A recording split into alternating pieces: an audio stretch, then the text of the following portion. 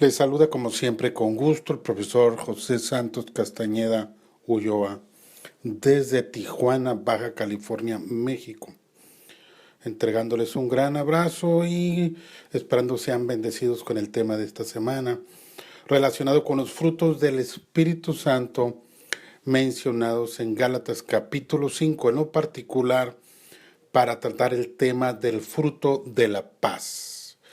En esta semana del 6 al 10 de febrero del 2017, audio número 1. Aprendemos pues sobre el tema del Espíritu Santo en nosotros, algunas cosas muy importantes en esta semana. Y hacemos una diferencia entre los dones y los frutos del Espíritu, como ya se mencionó en la introducción por el pastor Samuel Ríos. Los dones del Espíritu son capacidades sobrenaturales para una mayordomía más efectiva, como se presenta en 1 Corintios 12. Los dones no están centrados en lo que debemos ser, están centrados en lo que debemos hacer. En cambio, en Gálatas 5 encontramos que los frutos del Espíritu Santo están relacionados con el carácter que debemos tener. Lo importante aquí no es lo que podemos hacer, sino lo que podemos ser. Los frutos del Espíritu Santo no es un desarrollo de capacidades naturales, sino de una acción transformadora de nuestra vida en una nueva naturaleza sembrada en nosotros, que germina, desarrolla y madura una nueva vida del Espíritu por cada ser humano que está injertado en Cristo. La adopción de la vida del Espíritu es una herencia de la genética espiritual, recibida al ser adoptados como hijos de Dios, cuando fuimos injertados en el árbol genuino, siendo nosotros un olivo silvestre, y fuimos incorporados a Jesucristo y a la vida de Él. Esto es muy importante entenderlo cuando hablamos de los frutos del Espíritu Santo. Si no entendemos esta parte, entonces no entendemos por qué es prioritario el desarrollo, la transmisión, el poder ser de acuerdo o vivir de acuerdo a lo que llamamos frutos del Espíritu o el fruto del Espíritu en Gálatas capítulo 5. Quisiera compartirles la fábula del cerdito en el castillo del rey. En esta fábula que escuché hace muchos años, una niña, hija de un rey, se adoptó como su mascota un cerdito blanco. Ella se enamoró de su cerdito y se lo llevó a palacio. Era su nueva mascota, su nuevo juguete. El rey le dijo que el cerdito no podía estar en palacio porque los cerditos eran animales que tendían a el lodo y la suciedad. Ella dijo que su cerdito iba a vivir en el palacio, iba a ser diferente y el cerdito siempre iba a estar limpio. La princesa tuvo razón del cerdito, lo bañó, lo arregló y fue un cerdito limpio hasta el día que pudo escaparse del castillo y llegó al jardín. En el jardín lo primero que encontró fue un espacio lleno de lodo, de agua, y rápidamente se metió y se revolcó en el lodo porque a los cerdos les gusta el lodo. Cuando encontraron al cerdito se lo llevan a la princesa lo ve lleno de lodo y entonces le dice al cerdito, cerdito, no puedes tú estar aquí lleno de lodo. Papá quiere llevarte a la cocina y que te conviertan en carnitas, pero yo le he pedido misericordia para ti y te vamos a bañar, te vamos a arreglar, pero en palacio no puedes estar lleno de lodo. Si te vuelves a llenar de lodo, entonces te van a convertir en carnitas. El cerdito se asustó mucho, pero pasado el tiempo, cuando pudo volver a salir y volvió a encontrar un charco de lodo al principio, o un lugar lleno de agua y de lodo, al principio tuvo miedo del lodo, se acordó, pero nada más se arrimó a ver. Después nada más olió el lodo. Después nada más metió una patita. Después metió dos patitas y cuando menos acordó, el cerdito ya estaba de nuevo en el lodo. Cuando se lo llevan a la princesa, ella sabe que lo van a matar por desobediente, porque el cerdito siempre iba hacia el lodo. Apareció como en todas las fábulas de este tipo, pues una hada madrina, y la hada madrina le dice a la princesa, el cerdito va al lodo porque es un cerdo. Si tú lo quieres tener en palacio, la única solución es que toquemos su corazón y cambiemos su corazón de cerdo por un corazón de cordero. Extiende su varita y toca al cerdito y el cerdito cambia su corazón a un corazón de cordero y se espanta porque tiene lodo. Lo lavan y él nunca más quiere estar en el lodo porque ya no es un cerdito. Por fuera parece un cerdito, por dentro ya es un cordero. Esto es una fábula, pero desde el punto de vista espiritual, esto es lo que sucede cuando Cristo viene al corazón de una persona. Cambia la naturaleza de su corazón de cerdo a cordero. Una naturaleza de la búsqueda de lo malo a la búsqueda de lo bueno. ¿Qué aprendemos nosotros en relación a Dios en esta fábula y en la cuestión de la transformación de los individuos? Que en Dios hay un principio vital, positivo. En cambio, en el mundo el principio natural es negativo. Dios encausa hacia la construcción, el mundo hacia la destrucción. El mundo natural tiende al caos, mientras que Dios dirige hacia el orden. Así como el frío no es otra cosa que ausencia de calor. La oscuridad no es otra cosa que la ausencia de la luz. El mal no es otra cosa que la ausencia del bien o la ausencia de Dios. El frío existe porque falta calor. Una vez que llega el calor, desaparece automáticamente el frío. Donde hay calor, el frío no puede llegar. Donde hay luz, las tinieblas no pueden llegar. Donde hay tinieblas, llega la luz y desaparece la tiniebla. Donde está el mal, llega el bien y destruye el mal. Donde no está el bien, el mal automáticamente surge. Donde está Dios, desaparece la gobernabilidad del malo. Donde se ausenta Dios, donde Dios no está presente, automáticamente entra el malo. Entonces en Dios hay un principio de vida, hay un principio activo, hay un principio positivo. Pero el pecado es la separación del hombre con Dios. Una separación cuádruple, que es el resultado de esa catástrofe introducida por la rebelión voluntaria del ser humano. El hombre se separa de Dios y empieza a tener problemas espirituales. Se separa de sus semejantes y tiene problemas sociales o interpersonales. Se separa de la naturaleza y tiene problemas ecológicos y físicos. Se separa de sí mismo y empieza a tener problemas emocionales. La solución para esto se encuentra cuando somos capaces de unirnos con Cristo. Dice Juan capítulo 15, las palabras de Cristo en versos 4 y 5, permanezcan en mí, dice Cristo, yo en ustedes. Como el pámpano no puede llevar fruto por sí mismo si no permanece en la vid, así tampoco ustedes si no permanecen en mí. Yo soy la vid, ustedes son los pámpanos. El que permanece en mí y yo en él, este lleva mucho fruto, porque separados de mí nada podéis o nada pueden hacer. Entonces el fruto del Espíritu se desarrolla solo cuando permanecemos en asociación íntima con Cristo. Árbol malo no puede dar fruto bueno, como ya se nos mostraron en la introducción. La palabra griega básica que se traduce como permanecer es meno, que da la idea de estar en cierto lugar con una persona, seguir firme o especialmente cerca de alguien. Es el modelo del Señor Jesús y el Espíritu Santo que descendió del cielo como paloma y permaneció menos sobre él. Juan 1:32.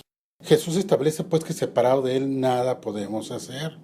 El resultado de estar unidos a Cristo es que en esta naturaleza nueva podemos enfrentar la naturaleza caída. Nosotros tenemos una dualidad producto de una nueva vida en Cristo, porque la vieja naturaleza no desaparece, sino que se superpone una sobre la otra. En nosotros está el león que hemos heredado del león de la tribu de Judá y el perro, el malo que hay en nosotros. Es nuestra decisión si hablamos como perros o rugimos si ladramos como perros o rugimos como leones. ¿Quién predominará en nuestra vida? Pues depende a quién alimentemos.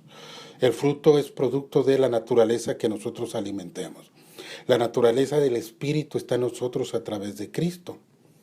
Y Él nos da a nosotros una nueva relación. Esos frutos del Espíritu tienen tres vertientes principales, como se menciona por el pastor Samuel Río. El ejercicio o ausencia de los frutos del Espíritu afecta nuestra relación con nosotros mismos, con nuestros semejantes y principalmente con nuestro Dios. De ahí que es importante que en nosotros predomine el fruto del Espíritu, de esa nueva naturaleza que nosotros hemos heredado de parte de Dios y es la que predomina, porque si Dios está con nosotros, ¿quién contra nosotros? La naturaleza vieja pertenece a nuestro pasado, la nueva a nuestro presente y a nuestro futuro. La victoria está asegurada. El asunto nada más es entender que los frutos es el resultado de un ejercicio de vida cristiana, mientras que no ejerzamos los frutos propios de la naturaleza cristiana, entonces despertará el hombre viejo. De ahí la importancia pues de que nosotros luchemos por desarrollar los frutos del Espíritu tal como Él quiere. El principio de vida heredado para que nosotros seamos victoriosos. No es una opción, es la necesidad vital para sobrevivir en este mundo. Jesús dijo, mi paz os dejo, mi paz os doy. No os la doy como el mundo la da.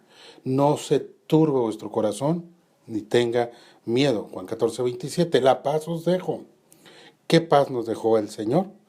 Eso es lo que vamos a considerar en los siguientes audios y es importante que lo asimilemos así porque de ello determina si vivimos una vida de verdadera paz en Cristo o en el aciago mundo de la desconfianza y la intranquilidad natural.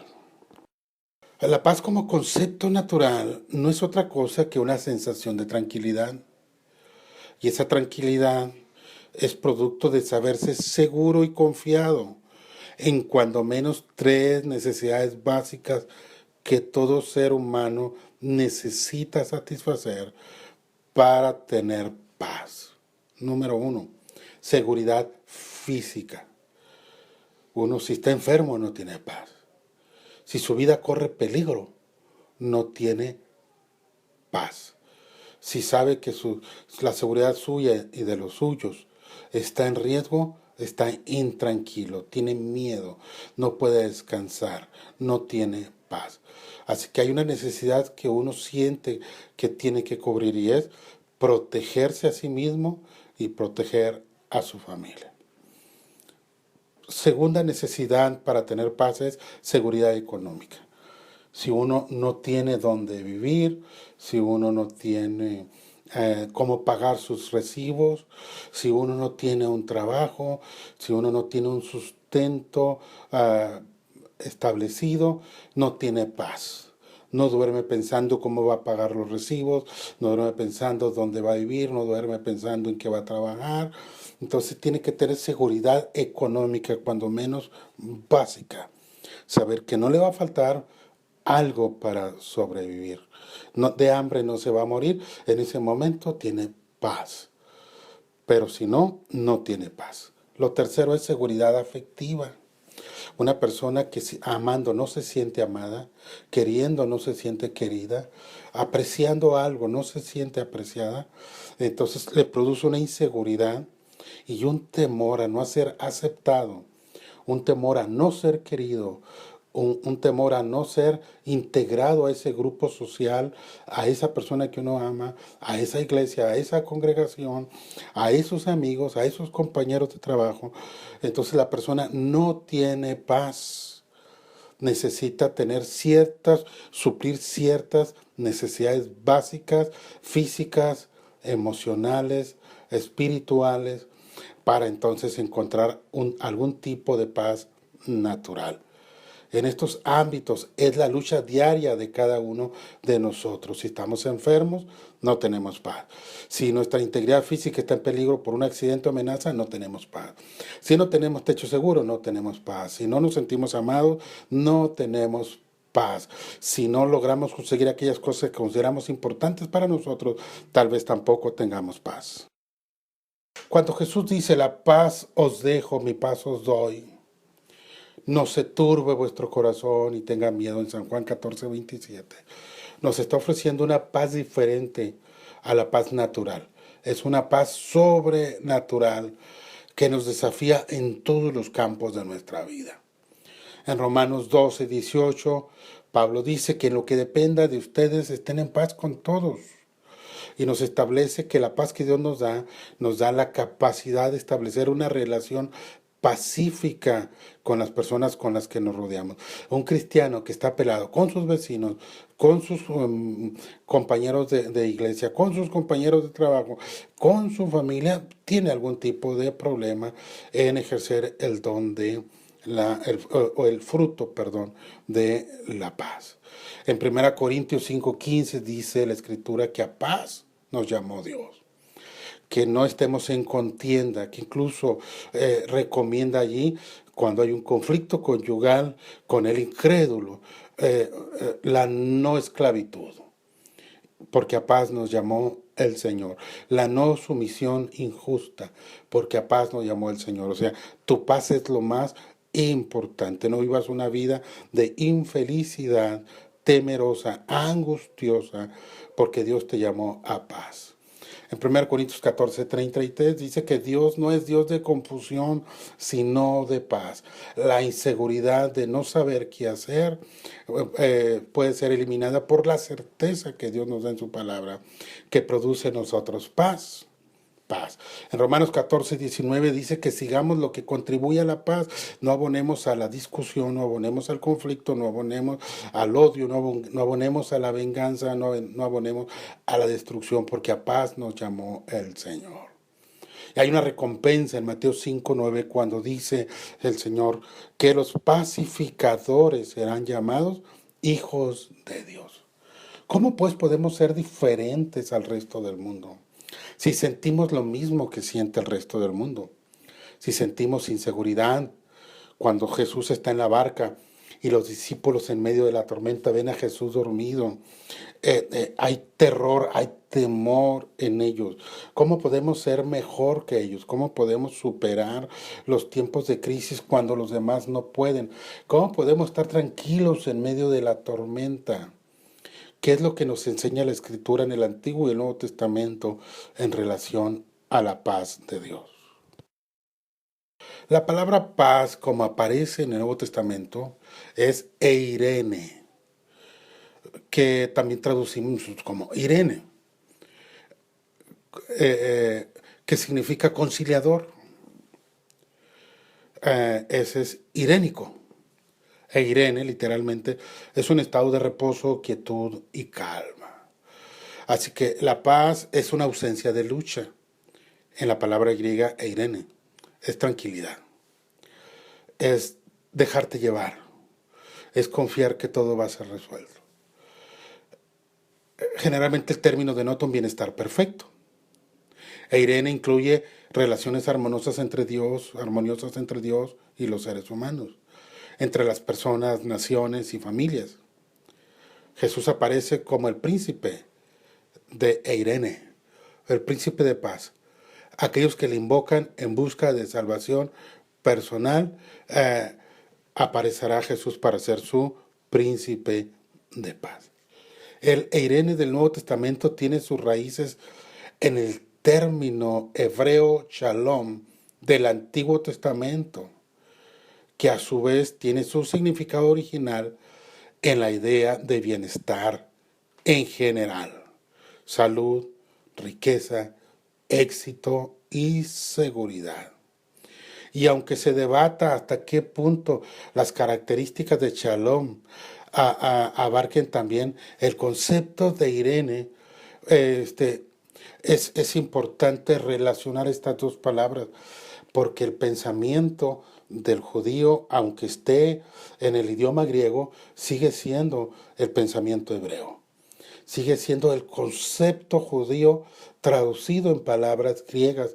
Las palabras griegas nos dicen lo que la palabra etimológicamente dice en la palabra esta, pero en el sentimiento, en el sentido hebreo, entiendo yo que la palabra eirene, o el fruto de la paz, va más allá de un acto de tranquilidad inerte, de confianza reposada, inactiva. Que la palabra eirene no alcanza a explicar el concepto del el fruto de la paz del Espíritu, que en primer término efectivamente implica tranquilidad, quietud, calma, confianza en que Dios resolverá las cosas donde nosotros no podemos. Efectivamente, paz significa confiar que Él ha vencido al mundo y que nosotros lo hemos vencido con Él. Reiterando el sentido de Irene, Irene nos recuerda que la paz que Dios nos entregó sobrepasa todo entendimiento. Y que donde el mundo cree que no hay solución, nosotros sabemos que hay solución. Donde el mundo cree que no hay respuesta, nosotros sabemos que recibiremos una respuesta. Donde el sentido natural dice que es imposible, nosotros entendemos que en Dios todo es posible. Y eso hace que aprendamos a confiar en Dios en la vida y en la muerte, en lo temporal y en lo eterno. De tal manera que donde otros se derrumban, nosotros nos mantenemos firmes. Que cuando otros lloran por la pérdida, nosotros tenemos tranquilidad y decimos: el Señor dio y el Señor quitó, sea el nombre del Señor bendito. Que cuando la viuda pierde el niño que había recibido por profecía de Eliseo, y ella va a buscar a Eliseo, ella dice: paz, paz. Ella tiene la certeza de que va a haber una solución para que su niño ya muerto vuelva a vivir. Dios le dio una promesa y la va a cumplir. Cuando nosotros no tenemos paz, significa que no tenemos confianza en Dios, que no le creemos a Dios. Descansar en Dios es saludable en lo físico, en lo emocional y en lo espiritual. Es creer que Dios hará donde nosotros ya no pudimos hacer. Si nosotros no aprendemos a confiar en Dios, no tendremos paz. Por eso dice: confiad, yo he vencido al mundo. Algo que los cristianos tenemos que aprender es a tener paz y a compartir al mundo la certeza de que Dios tiene todo el control de las cosas. Si no aceptamos esto, si no entendemos esto, si no lo vivimos, no estamos generando el fruto. Algunas personas le dicen a Dios: dame paciencia. Y entonces, ¿qué es lo que hace Dios? Pues nos envía tiempos de crisis para que nosotros generemos el fruto de la paciencia. Entonces, la paz significa estar tranquilo en medio de la crisis. No le pida a Dios paciencia, mejor ejercite el fruto de la paciencia cada vez que venga algo a su vida. Entonces, paz significa pues tranquilidad en medio de la tormenta, confiando en que estamos bajo la sombra del Altísimo, en la mano del Dios Todopoderoso. Y aunque el mundo no vea, nosotros vemos que son más los que están con nosotros que los que están contra nosotros. Entendiendo el significado de la palabra griega eirene, yo quisiera retomar el concepto de la palabra paz en el hebreo, que es shalom. Esta palabra aparece en la bendición sacerdotal de Números 6, 22 al 26, donde habló el Señor a Moisés diciendo, verso 23, habla a Aarón y a sus hijos y diles, así bendeciréis a los hijos de Israel y les diréis, verso 24, el Señor Hashem, o sea, el Eterno, te bendiga y te guarde. Verso 25, el Señor haga resplandecer su rostro sobre ti, o sea, haga que su presencia brille en ti y tenga de ti misericordia, o sea, te garantice su gracia. Verso 26, el Señor alce sobre ti su rostro y te dé paz. O sea, levante su presencia sobre ti y te garantice shalom. Shalom. Shalom significa en esta palabra un sentido de paz activa. Es como cuando un país, para tener paz, muchas veces tiene que ir a la guerra. Para tener paz, muchas veces tiene que enfrentarse a un enemigo que viene a destruirlo. La palabra shalom en hebreo significa una confianza activa, no pasiva. Cuando eres capaz de establecer una paz producto de la certeza de que hiciste lo que tenías que hacer, actuaste como tenías que actuar, lograste lo que tenías que lograr y lo que tú no puedes hacer lo hará el Señor. Pero tú hiciste tu parte. Muchos quieren que Dios resuelva sus problemas, pero ellos no levantan un dedo para la solución de su problema. Quieren que Dios les dé trabajo, pero nunca salen a buscarlo. Quieren que Dios les dé dinero, pero no hace nada para ganarlo. Quieren que Dios los ayude a cambiar, pero no permiten que funcione ninguno de los frutos del Espíritu en su vida. O sea, quieren resultados sin esfuerzo. Shalom, paz, es fruto de un esfuerzo, donde yo actúo en la seguridad de que Dios está conmigo y entonces descanso en que Él me dará la victoria en la batalla, no que no va a haber batalla, sino que Él me dará la victoria en la batalla. Tengo shalom en esta crisis porque sé que Él estará conmigo, aunque ande en valle de sombra y de muerte, dice el salmista en el Salmo 23, no temeré, o sea, tendré paz, porque tú estarás conmigo. Dios en medio de la tormenta mientras yo remo y yo lucho y sigo adelante. Eso es lo que Dios promete a los que tienen su paz. La paz entonces tiene que ver con la integridad personal y con las buenas relaciones. La paz de Dios en nosotros es la seguridad interior de que por haber sido puestos en la debida relación con Dios, por la gracia y por medio de la fe en Cristo Jesús, tenemos acceso a sus poderes para que lleguen a todas las áreas de nuestra vida. De allí que Hebreos 13, 20, 21 diga, y el Dios de paz os haga aptos en toda buena obra para que hagáis su voluntad. De modo que las relaciones y las circunstancias de la vida deben reflejar los propósitos de Dios más que nuestras intenciones egoístas. Las personas llenas del Espíritu Santo pueden ejercer solo un liderazgo espiritual porque desarrollan los frutos del Espíritu. Otras cualidades son de desearse, pero este es indispensable, ser guiados por el Espíritu de Dios. La espiritualidad no es fácil de definir, pero su presencia o ausencia es muy fácil de identificar. Uno no sabe cómo explicar quién es una persona espiritual. ¿Cómo es una persona espiritual? Pero cuando uno trata con los cristianos, uno sabe si es espiritual o no es espiritual.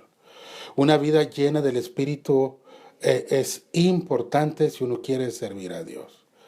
Porque sin el Espíritu, una vida es como una mano, es como un guante sin mano. Tiene la forma, pero no tiene la sustancia. El que sirve a Dios debe de ministrar significativamente a personas que están luchando con realidades duras en esta sociedad actual. Muy pronto uno llega a la bancarrota de los propios recursos humanos. Es cuando uno tiene que depender intensamente de los medios del Espíritu Santo si uno quiere tener un resultado exitoso o victorioso. Uno puede ver los rostros de los creyentes en cualquier día y ver problemas reflejados en muchos de ellos. Algunos ya en crisis. Cualquier congregación, adultos, jóvenes, viejos, hombres, mujeres, desengañados, abandonados, afectados, temerosos, casi a punto de desmayar, que necesitan la ayuda poderosa del Espíritu Santo. El temor, la ansiedad y el resentimiento alejan la paz de cualquier corazón. Solamente la confianza en Cristo puede cambiar las cosas, depender del Espíritu Santo.